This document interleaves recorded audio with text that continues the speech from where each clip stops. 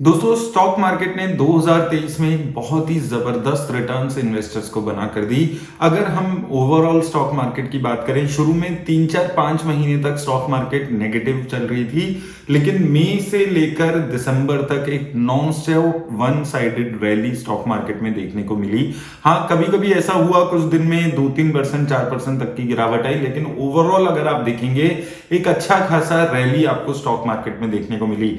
Nifty 50 index की बात करें, अगर आप देखेंगे तो लगभग एक साल में पिछले 19.5% के आसपास की रिटर्न्स थी जो आपने स्टॉक मार्केट में इस वक्त अर्न की। इसके अलावा स्मॉल कैप इंडेक्स में निफ्टी स्मॉल कैप 100 को देखेंगे तो 55% तक की रिटर्न इसने जनरेट करके दिया। और मिड कैप इंडेक्सेस की बात करें तो मिड कैप इंडेक्स ने 42% के आसपास की रिटर्न्स जनरेट करके दी है। अब क्या स्टॉक मार्केट ऐसा ही कुछ परफॉर्मेंस अपना 2024 में भी कर सकता है? क्या ये जो पॉजिटिविटी स्टॉक मार्केट में पूरे साल देखने को मिली, ये 2024 में भी कंटिन्यू होने वाली है? तो इसको 2-3 मैक्रो फैक्टर से आपको यहां पर समझना होगा। अभी जो स्टॉक मार्केट में रैली आई है, ये एंटीसिपेशन में आई है कि 2024 में जो करंट गवर्नमेंट है इंडिया की वो वापस आएगी, और दूसरा इंटरेस्ट रेट कट यूएस में हो सकते हैं। अब जब 2024 में अगर ये इवेंट्स जैसे मार्केट की एक्सपेक्टेशन है वैसे ही जाते हैं, तो 2024 में भी आपको देखने को मिलेगा कि एक अच्छी खासी रैली 2024 में भी आपको देखने को मिल सकती है। क्योंकि जब इंटरेस्ट रेट कम होने शुरू होंगे यूएस में, जब एक्चुअली में इंटरेस्ट रेट कम होने शुरू होंगे, जो कि एस्टिमेट है जुलाई अगस्त के आसपास से एटलीस्ट 0.75% इंटरेस्ट रेट कट होंगे, तो जो फ्लो है मनी का वो स्टॉक मार्केट में बढ़ेगा।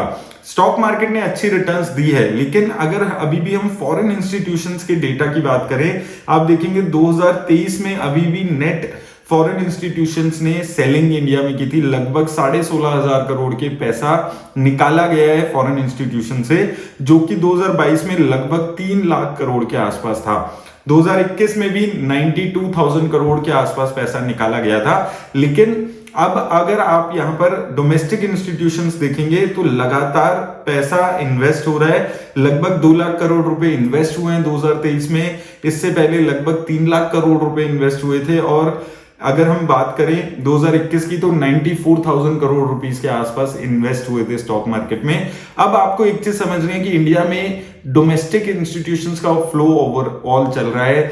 SIP almost all time high पे चल रही है, और हर महीने एसआईपी नया ऑल टाइम हाई बना रही है नंबर ऑफ एसआईपी के मामले में। अब अगर इसके साथ साथ 2024 में फॉरेन इंस्टीट्यूशंस का भी पैसा इंडिया में आ जाता है, तो एक ओवरऑल पॉजिटिविटी आपको स्टॉक मार्केट में देखने को मिलेगी। क्योंकि अगर हम यहां पर मंथली देखते हैं, लास्ट कुछ महीनों की बात करते हैं, अगर हम फॉरेन इंस्टीट्यूशंस की बात करें जो कि इंडिया में धीरे धीरे पैसा आना शुरू होगा अगर वहां पर रेट कट होते हैं, तो जब भी रेट कट होते हैं फॉरेन इंस्टीट्यूशंस में एक बाइंग की होड़ चलती है, और वो चीज आपको 2024 में देखने को मिल सकती है। तो अगर इंडिया में सेम गवर्नमेंट आती है तो ये एक बहुत ज्यादा पॉजिटिव फैक्टर इंडिया में रहने वाला है। और अगर यहां पर दूसरी तरफ इंटरेस्ट रेट कट्स यूएस में होने शुरू होते हैं, और उसका इंपैक्ट इंडिया पे पॉजिटिवली आएगा। क्योंकि दो चीजें होती हैं, एक तो जो कंपनीज हैं जिनके ऊपर लोन बहुत ज्यादा है उनके इंटरेस्ट कॉस्ट कम हो जाती है, और कंपनीज लोन ज्यादा ले पाती है अपनी ओवरऑल ग्रोथ को कैटर करने के लिए। और दूसरा सबसे पावरफुल इंपैक्ट आता है कि पैसा इंडिया में आएगा तो वहां पर जो स्टॉक्स है उनमें बाइंग अपॉर्चुनिटीज और ज्यादा बढ़ेगी। तो ओवरऑल पॉजिटिव्स यहां पर स्टॉक मार्केट को लेकर नजर आ रहे हैं अगर हम 2024 की बात करें। अब अगर जो मार्केट की एक्सपेक्टेशन है उससे अलग कुछ हो जाता है तो आपको नेगेटिविटी भी देखने को मिल सकती है। 2024 में गवर्नमेंट बदल जाती है अगर सेंटर में इंडिया की, तो ये एक स्टॉक मार्केट के लिए काफी नेगेटिव चीज रहेगी। और अगर यूएस में आने वाले 6 महीने में इन्फ्लेशन रेट बढ़ता है, इन्फ्लेशन रेट बढ़ने की वजह से वो अपना इंटरेस्ट रेट कम नहीं करते हैं, तो ये दो जो चीजें अगर नेगेटिव होती है तो आपको स्टॉक मार्केट में कंसोलिडेशन देखने को मिल सकती है और गिरावट भी देखने को मिल सकती है।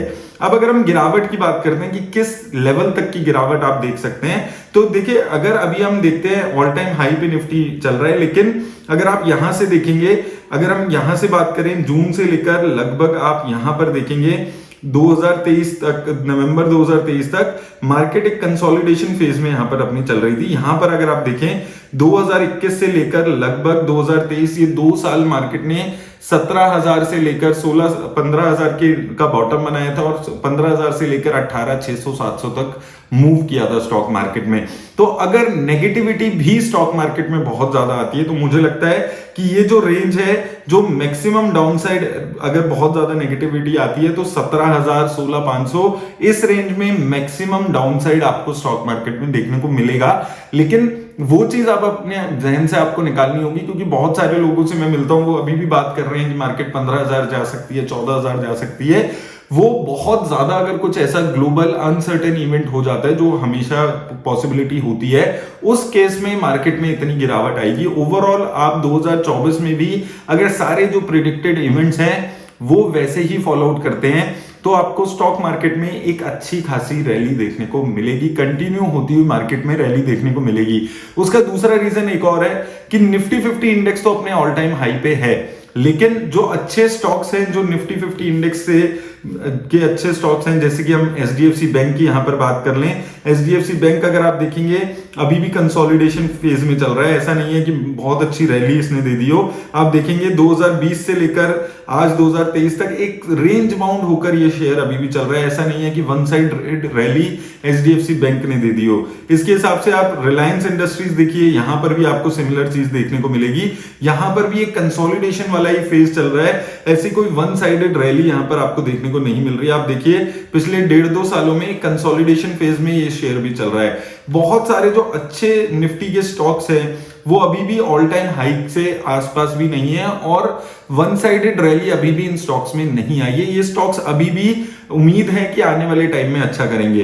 तो अगर ये स्टॉक्स एक्चुअल में रन होते हैं, अगर आप एसबीआई देखेंगे पूरे साल में 4% की रिटर्न ही एसबीआई ने पिछले 1 साल में दी है।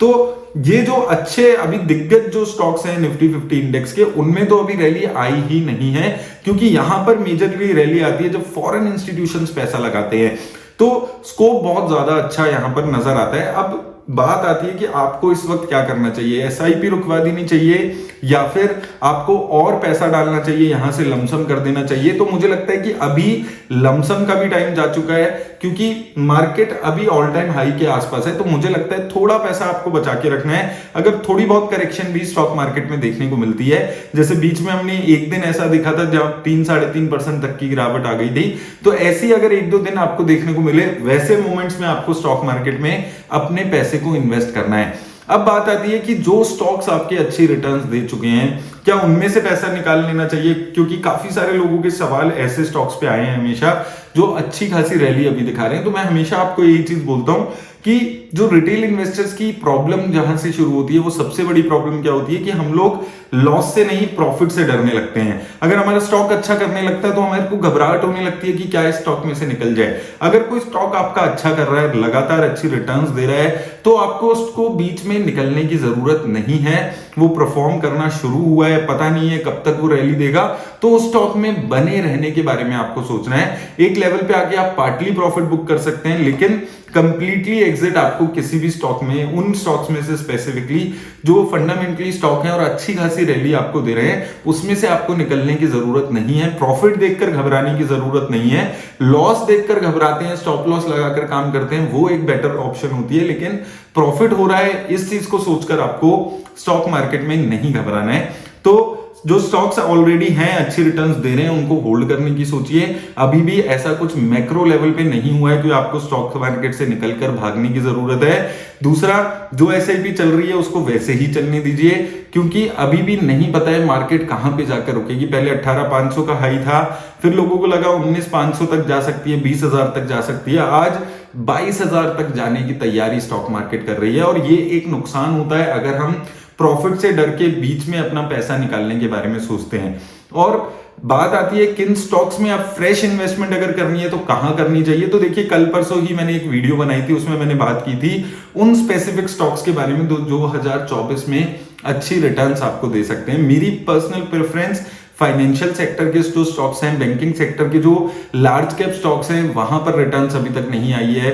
ICICI bank, Kotak bank, HDFC, ये अभी भी देखेंगे आप 2-3 साल से कंसोलिडेशन फेज में ही देखने को मिल रहे हैं। इसके अलावा ब्रोकरेज कंपनीज जो हैं, क्योंकि स्टॉक मार्केट अच्छा परफॉर्म कर रही है, तो ब्रोकरेज कंपनीज को काफी बेनिफिट होगा। इंडिया में अभी भी बहुत ज्यादा स्कोप है। जो एएमसी कंपनीज हो गई, ब्रोकरेज कंपनीज हो गई, कैम जैसी कंपनीज, ऐसी कंपनीज में मुझे लगता है कि अभी भी एक अच्छा स्कोप है आगे आने वाले टाइम में 2024 में ग्रोथ लाने का। और इसके अलावा केमिकल सेक्टर, आईटी सेक्टर, इन्होंने भी बिल्कुल रन अप नहीं दिया है। ये स्पेसिफिक 2 सेक्टर हैं जो अच्छे रिटर्न्स दे सकते हैं, और रिटेल इन्वेस्टर्स के लिए ये 2-3 सेक्टर बहुत ही आसानी से समझ आने वाले सेक्टर हैं। तो ये 3 सेक्टर मुझे लगता है एक अच्छा परफॉर्मेंस आपको 2024 में भी दिखा सकते हैं, और यहां पर अभी भी बहुत ज्यादा पोटेंशियल है ग्रोथ की। तो ये कुछ चीजें हैं जिनको आपको स्टॉक मार्केट में 2024 में याद रखना है। अगर आप इन्वेस्ट कर रहे हैं, बिल्कुल प्रॉफिट देखकर घबराने की जरूरत नहीं है। हमने पेशेंस रखा था 2021-22 की जो मार्केट थी, जो डल मार्केट थी, उसमें लगातार एसआईपी करा के कमजोर प्राइस के शेयर्स को खरीदते हुए हमने इन्वेस्ट किया है, और उसके फ्रूट्स हमें 2023 में मिल रहे हैं, जो कि 2024 में भी कंटिन्यू रहने वाले हैं, अनटिल एंड अनलेस कोई बहुत बड़ी मैक्रो अनसर्टेन इवेंट ना हो। तो उम्मीद करता हूं आपको हेल्प मिलेगी इस वीडियो से। याद रखिए, स्टॉक मार्केट से ऐसे मौके पे निकलेंगे तो आप रैली मिस कर सकते हैं। हो सकता है आप 20,000 पे निकल गए हो तो आपने 10% की और निफ्टी 50 में रैली मिस कर दी हो सकता है आप 19,000 पे निकल गए हो, और अभी भी यहां से पता नहीं है कि मार्केट में कंसोलिडेशन या गिरावट कब देखने को मिलेगी। कोई भी ये चीज प्रिडिक्ट नहीं कर सकता है। तो ये चीजों को समझकर इन्वेस्ट कीजिए। अभी भी लॉन्ग टर्म के पर्सपेक्टिव से बहुत अच्छी स्कोप है, और 2024 में मुझे लगता है कि ये जो रैली है ये ऐसे ही कंटिन्यू रह सकती है। लेकिन साथ में आपको एक चीज और समझनी है, स्टॉक मार्केट में इन्वेस्ट करते हैं तो कि जरूरी नहीं है हर दिन स्टॉक मार्केट में पैसा ऊपर ही जाएगा। हो सकता है आपको कुछ करेक्शंस देखने को मिले, मार्केट में 2-3% की गिरावट आए, कोई रूमर्स आए तो एक दिन में मार्केट में 3-4% की गिरावट आए, तो वो मौके हैं आपके लिए उस टाइम पे स्टॉक मार्केट में इन्वेस्ट करने का, रादर देन वहां से आपको निकलने का। क्योंकि ओवरऑल बिगर पिक्चर अगर आप देखेंगे, अभी भी इंडिया में जो बुल रन है वो कंटिन्यू होने वाली है। उम्मीद करता हूं आपको हेल्प मिलेगी वीडियो से। धन्यवाद।